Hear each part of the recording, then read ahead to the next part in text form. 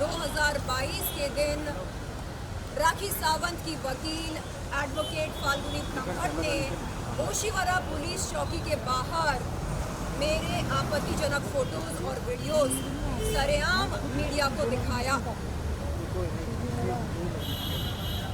जिसके चलते respected officer से कहा कि सर, जिस तरह फाल्गुनी ब्रह्मभट्ट ने सरेआम मीडिया के सामने मेरी इज्जत उछाली, मेरी इज्जत की नीलामी करी, अगर उसी तरह सरेआम मीडिया के सामने एडवोकेट फाल्गुनी ब्रह्मभट्ट मुझसे माफ़ी मांगती है तो मैं उन्हें माफ़ करने के बारे में ज़रूर सोचना चाहूँगी। बार काउंसिल से बाहर निकलकर एडवोकेट फाल्गुनी ब्रह्मभट्ट मुझसे कहती हैं, शर्लिन चोपड़ा, अंबोली पुलिस चौकी में आपने मेरे खिलाफ जो एफआईआर दर्ज कराई है, अगर आप उसे वापस लेंगी तो मैं आपसे माफ़ी मांगूंगी। मैंने उनसे कहा, एडवोकेट साहिबा, एफआईआर और बार काउंसिल की शिकायत ये दो अलग अलग मुद्दे हैं, दो अलग अलग बातें हैं। बात हो रही है बार काउंसिल की शिकायत की, बात एफआईआर की तो नहीं हो रही है, तो आप इन दो मुद्दों को क्यों जोड़ रही हैं? उन्होंने कहा नहीं, अगर आप एफआईआर वापस नहीं लेंगी तो बात बहुत संगीन हो सकती है, 7 साल की सजा हो सकती है, उनका करियर खराब हो सकता है। मैंने कहा देखिए, अगर बार काउंसिल ने आपके खिलाफ एक्शन लिया तो आपका लाइसेंस रद्द हो सकता है। आप उसके बारे में सोचिए, एफआईआर के बारे में आप बात ना करें मुझसे, और कोई भी किसी भी तरह का दबाव मुझ पर नहीं डाल सकता कि मैं अपने दर्ज कराए हुए एफआईआर को वापस लूं।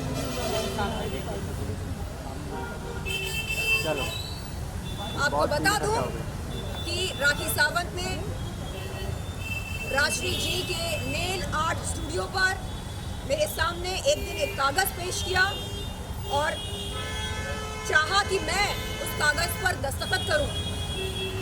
मैंने उनसे पूछा कि बहन, मुझे पढ़ने दो, इस कागज़ पर क्या लिखा है, ऐसे कैसे दस्तखत कर लूं? तो उसने कहा कि कागज़ पर ये लिखा है कि मैं शर्लिन चोपड़ा आपके खिलाफ दर्ज कराए हुए एफआईआर को वापस लेती हूँ। मैंने कहा कि अरे, ऐसे कागज़ पर मैं दस्तखत क्यों करूँ? तो उसने बोला नहीं, इस पर जो धारा लगी है IT एक्ट 67A, ये बहुत ही संगीन है, अगर आप एफआईआर वापस नहीं लेंगी तो अनर्थ हो सकता है। मैंने कहा देखिए, अपने वकील के साथ सलाह मशवरा किए बगैर मैं ऐसा कोई भी निर्णय नहीं ले सकती हूँ, और आप मुझ पर किसी भी तरह का प्रभाव जोर नहीं डाल सकते कि मैं एफआईआर को वापस लूँ। उस दिन से उसके और मेरे बीच में दरार पैदा हुई। उस दिन से वहाँ उस नेल आर्ट स्टूडियो पर जाना मैंने बंद किया। ये बात राशि जी को पता है। मैंने राशि से कई बार ये बात कही कि राशि, आपकी सर्विस, नेल आर्ट स्टूडियो की सर्विस बेहतरीन है, सर्वोत्तम है, लेकिन मैं वहाँ जा नहीं सकती हूँ क्योंकि जब जाती हूँ तो मेरे सामने राखी सावंत एक कागज़ पेश करती है। राखी सावंत, अगर आप ये सुन रही हैं, आप जान लें कि आप गुंडागर्दी नहीं कर सकती हैं। पहले आप सरेआम मेरी इज्जत को उछालती हैं, नीलाम करती हैं, आपत्तिजनक फोटोज और वीडियोस दिखाकर। उसके बाद जब मैं हिम्मत करके अपने लिए एक स्टैंड लेती हूँ, एफआईआर आपके खिलाफ दर्ज कराती हूँ, आप मुझ पर जोर डालते हैं कि मैं उस एफआईआर को वापस लूँ। ये कैसी गुंडागर्दी है? मैं हमेशा मीडिया के सामने कहती हूँ कि मैं ज़रूरतमंद और पीड़ित महिलाओं के लिए एक बहुत ही बुलंद आवाज बनना चाहती हूँ। अरे जो लड़की खुद के लिए स्टैंड नहीं ले सकती है वो क्या ही समाज के लिए स्टैंड लेगी। मैं चाहती हूँ कि मैं खुद के लिए एक स्टैंड लूँ, एक बहुत ही वजनदार दमदार स्टैंड लूँ। और राखी सावंत, आपको बता दूं कि ये जो आप धमकियां देते रहते हैं ना कि अनर्थ हो जाएगा, अंजाम बुरा होगा, इन धमकियों से मैं नहीं डरने वाली हूँ।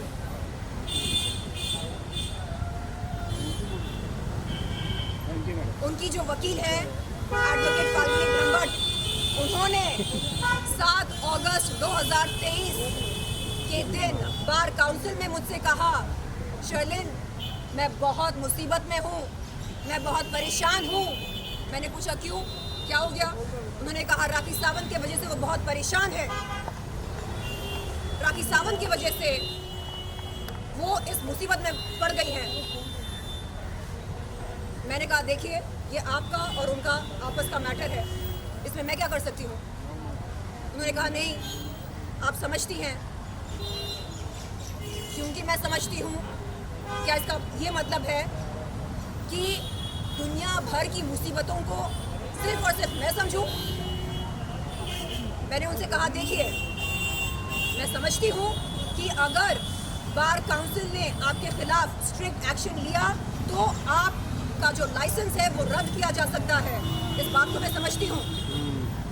आप एक माँ हैं, अगर आपकी लाइसेंस अगर आपसे छीन जाएगी तो आप लॉ कैसे प्रैक्टिस करेंगे? मैं इस बात को समझती हूँ। मैं बार काउंसिल पर की गई शिकायत को वापस लेने के बारे में सोचूंगी, लेकिन उससे पहले जो गलत आपने किया है मेरे साथ उसके बारे में सोचिए। आप माफी मांगने के बारे में सोचिए। जिस तरह सरेआम मीडिया के सामने आपने मेरे आपत्तिजनक फोटोज और वीडियोस दिखाए, उसी तरह सरेआम मीडिया के सामने आप माफी मांगिए। आप विनम्रता से कहिए कि जो आपने किया वो शर्मसार है। चलिए जी, वो दिखा दीजिए जी, वो पेपर दिखा दीजिए। थोड़ा पीछे चलिए, थोड़ा पीछे चलिए। बस हाँ। उसके बाद बोलो अंदर जाके। ये है वो FIR जो 8 नवंबर 2022 को यहाँ इस पुलिस चौकी, अम्बोली पुलिस चौकी में दर्ज हुई थी राखी सावंत और एडवोकेट फाल्गुनी ब्रह्मभट्ट के खिलाफ। धाराएं आप देख सकते हैं।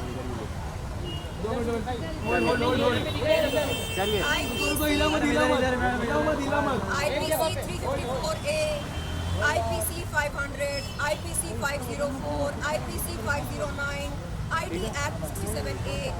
इन तमाम धाराओं में से 3 धाराएं कॉग्निजेबल हैं। IPC 354A, IPC 509, IT Act 67A। चलिए, अभी अंदर वो करा दीजिए। यहाँ पर है राखी सावंत का नाम, रुको इला मतला नीचे ये देख सकते हैं आप। यहाँ पर नहीं दिख रहा, हाथ आपके हाथ लगाइए। ये मिल गया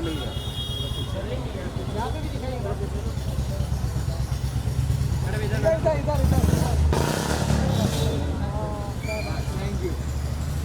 अब आप ये बताइए, हाँ, जो हरकत राखी सावंत ने मेरे साथ करी, आज वही हरकत वो राजश्री के साथ कर रही है।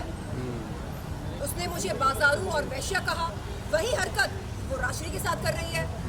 कहती है कि राजश्री का जो वर्क प्लेस है वो असल में प्रोस्टिट्यूशन का अड्डा है।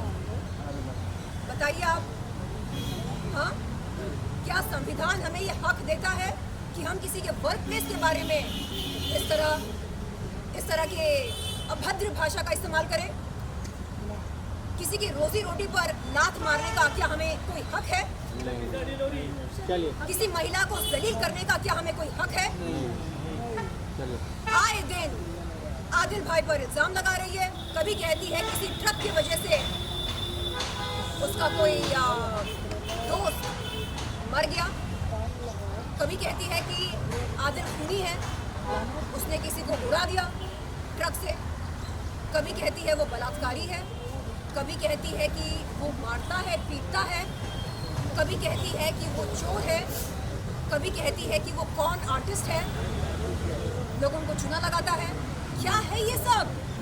बात सही है। हाँ? चलिए महिलाएं बाजारू हैं, वेश्यां हैं, ये ऐसा है, वो वैसा है। आप कौन हो भाई? आप कौन हो? ऑटो में कौन सी खेत की मूली हो? कौन हो आप? हाँ? बाबा राखी सावंत, स्वामी राखी सावंत, कौन हो आप? हाँ? क्या आपकी असलियत से लोग वाकिफ नहीं है? अरे मेरी कोई लड़ाई ही नहीं थी उसके साथ, कोई लड़ाई नहीं थी। मैं विरोध कर रही थी उन लोगों का जिन्होंने मेरा यौन शोषण किया। उस लड़ाई में ये बीच में आई। उड़ता हुआ तीर लेने की आदत है ना इसको।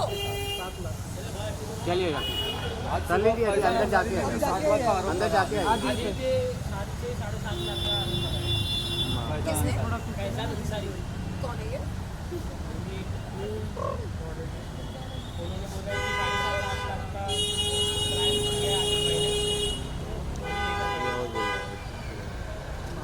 चलिए, मैंने आउट ऑफ द सिलेबस आपके मुंह से- क्वेश्चन। आपने जिस एलिगेशन के बारे में बात किया कि राष्ट्रीय के महिला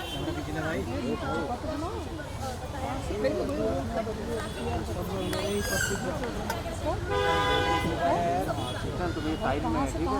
देखिए, दिक्कत ना हो जाए। वो अपराध करती है और फिर हाथ ऊपर करके बोलती है मैंने तो कुछ नहीं किया, मैंने तो कुछ नहीं किया।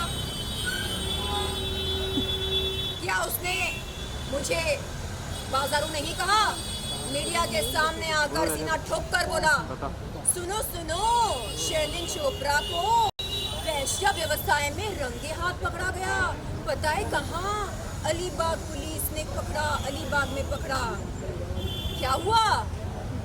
अंबोली पुलिस ने इस बात की पुष्टि करने के लिए अलीबाग पुलिस को संपर्क किया और अलीबाग पुलिस ने कहा कि उनके पास ऐसी कोई भी एफआईआर नहीं है जिसमें शर्लिन चोपड़ा का नाम मौजूद हो बतौर आरोपी। क्या है ये? इतना बड़ा झूठ, इतना बड़ा झूठ! शर्म करो, संविधान के साथ, कानून के साथ खिलवाड़ मत करो। बहुत पब्लिक हो गई। लाइट आ गया, लाइट आ गया। चलो चलो। ये है जो फैजल अंसारी जो कह रहे हैं कि उन्होंने लड़की को पसंद क्राइम भी किया होगा। अगर उनके पास सबूत है, उन्हें पेश करना चाहिए। अरे मैं पीछा हूँ, बाकी पेश करना चाहिए। आ तू आ। हाँ, तो ये लोग आगे चले गए। ये सब फोरेंसिक डिपार्टमेंट में जाए, हाँ। इसकी सत्यता जी, मैं कह रही हूँ जिसके पास जो भी सबूत है, दिख रहे नहीं अब। जिसके पास जो सबूत है वो पेश करे और पुलिस जांच पड़ताल करे। ऑल्सो सर्विस एक क्वेश्चन है, आप यहाँ पे आज चार्जशीट के बारे में बात करने वाली हो, तो चार्जशीट फाइल होने के बाद क्या अरेस्ट हो सकते हैं राखी और उनके लॉयर? चार्जशीट की फाइल होने के बाद कोर्ट तुम आगे मत जाओ, पीछे बोल के आगे चले गए। चार्जशीट के फाइल होने के बाद कोर्ट प्रोसीडिंग शुरू होगी। इसलिए मैं जानने आई हूँ कि चार्जशीट फाइल हुई या नहीं, और अगर नहीं हुई तो कब तक होगी। और मैंने पूछा कि सर रही बात एडवोकेट फाल्गुनी ब्रह्मभट्ट की, तो उनके पास तो बेल है नहीं, तो उन्हें अरेस्ट कब किया जाएगा? तो सर ने कहा कि 41A CRPC की नोटिस उन्हें दी गई है, अरेस्ट बहुत जल्द करेंगे और चार्जशीट भी बहुत जल्द फाइल होगी। उन्होंने कहा कि वो कानूनी प्रक्रिया को फॉलो कर रहे हैं अरे हम और गरम हो गए मुझे कभी। आश्वासन दिया कि मुझे जस्टिस, इंसाफ, न्याय अवश्य मिलेगी। चलो, थैंक यू, थैंक यू, अंदर जाके वापस थैंक यू। चलिए, थैंक यू। शर्लिन जी अंदर जाके आई। चलो।